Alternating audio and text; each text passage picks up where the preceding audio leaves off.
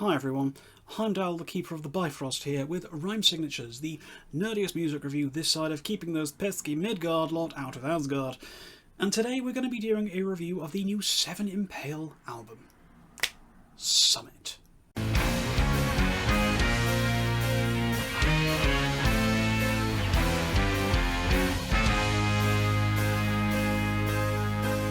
Norway's pretty great, isn't it?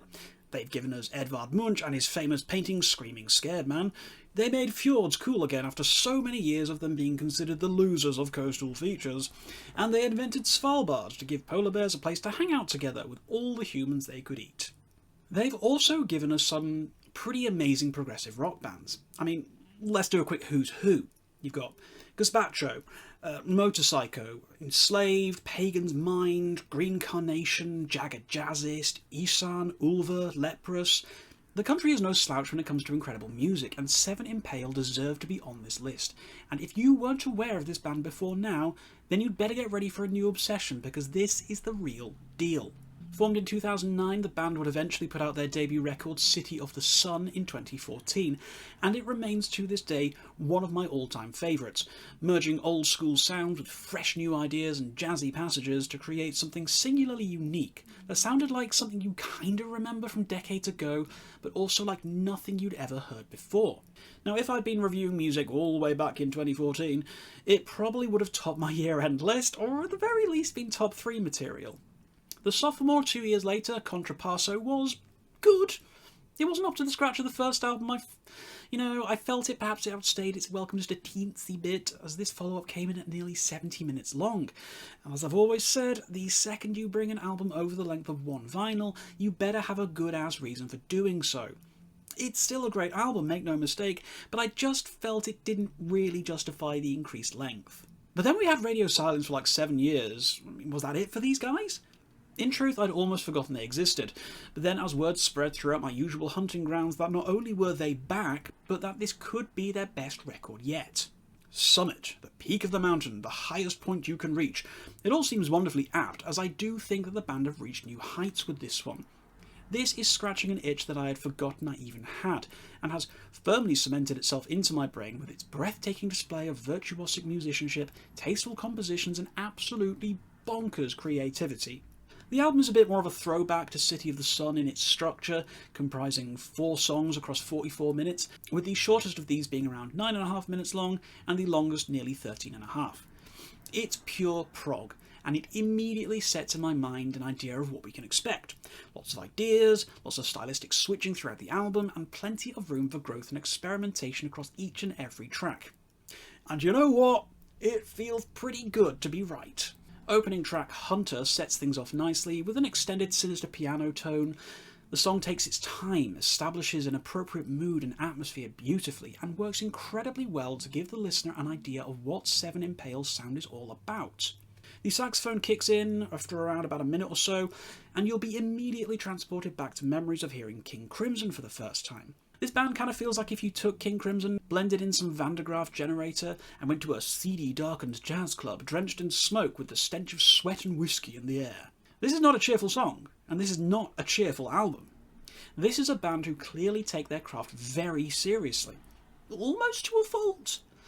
There's no room on this record for cheeky quirkiness. Seven Impale are singing from a very specific hymn sheet, and this really does work in the band's favour, as they've found that sweet spot between jazzy creativity and experimentation, while sticking rigidly to a particular mood and style to maintain a type of demented consistency across the album's runtime. I love Hunter. I love how it starts off as this darkened, moody, slow-building dirge, and gradually layers more and more background elements in across its runtime, finally pushing forward the saxophone as a lead instrument more often than it isn't. Now, your enjoyment of this album will honestly largely depend on how much you enjoy the sax as an instrument, as it's extremely prominent throughout. I personally love it, and would probably put it in nearly everything I listen to, confident that it would likely improve the overall experience of whatever I happen to have spinning at the time. But it's just how heavy and stank-faced this song gets that I love the most. Anyone who tells you that only metal music can be heavy needs to sit down, get a pair of headphones on, and try telling me that the section at around 8 minutes 20 isn't capable of shattering the Earth's crust itself with how weighty it feels. The album just keeps on giving. Second track, Hydra, doesn't pull its punches at all. It's a jazzier, lighter affair, the band finally deciding that you deserve a little bit of room to breathe after the sludgy and molasses-like Hunter. Now that's not to say the band have, abandoned what made Hunter such a strong opener. This is more like the natural evolution to that song, the light to its dark, if you will, but still very much from the same palette. The saxophone continues to impress, but there's this incredible driving guitar rhythm section that fires up at around 2 minutes 10 or so, before we segue into the plaintive and emotional vocals of Stian Auckland, who really is the glue that holds everything together. I could go on for days about how incredible Benjamin Mekki Widerow's sax playing is, or how impressive Tormod Fosso's lower end work on the bass is, but I feel it's Stian who completes the look, to coin a phrase. Never mind his stunning guitar work, it's those vocals that really tie everything off nicely, serving as the perfect cherry atop the perfect cupcake. They complete the mood, serving as the ideal accompaniment to the music, and while, yes, this album is instrumental mostly for about 70% of it, the moments where the vocals cut through are so strong that it's really hard to forget them. Third track, Icaros, was released as the first single off the album, and it's the shortest track at a mere 9 minutes and 26 seconds, practically a mayfly by PROG standards, obviously. It kicks off with this angular, distorted noise, piercing your ears and grabbing your attention after the gentle and delicate ending of Hydra. It's a good wake-up call, and the guitars rule the roost in the early parts of the song. Now this feels about as close to metal as the band are going to get, firing off some up-tempo, pretty hardcore riffing. It all feels super engaging and super memorable, especially considering that the first 2 tracks feel like a bit of a mirror opposites of each other. It's nice to see that Seven Impale haven't run out of tricks yet. There's a lot more vocals on here, and it's not hard to see why this was chosen as the lead single, as this definitely feels like a more accessible, more immediate track than the first 2. But that's not meant as a detriment. If anything, it's a welcome reprieve, because as much as I do love dense, jazzy prog rock, I love something more immediate and gratifying just as much. So Icaros feels like a thoroughly needed break in that respect. Now that is not to call this a simplistic song or one that abandons the principles of the rest of the album, far from it. I suppose it's kind of like having a piece of 70% cocoa chocolate after going through 2 pieces of 90% prior to it. The flavours are still complex and deep, but it's just a little bit easier on the palate.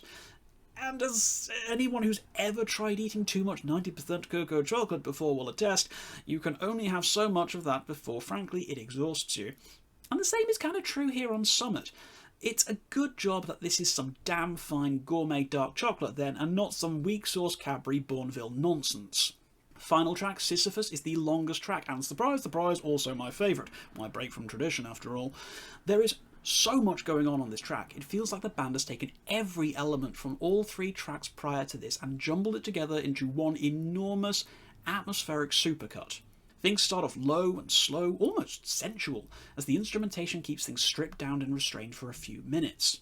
But that's not going to last, and let me tell you, when those static blasts come in over the top of the jazzy saxophone early on, I damn near jumped out of my seat. Rest in peace headphone users is all I'm going to say. It is honestly a fantastic moment though, taken in context, and really showcases just how aggressive and darkened this album can be at times over its runtime.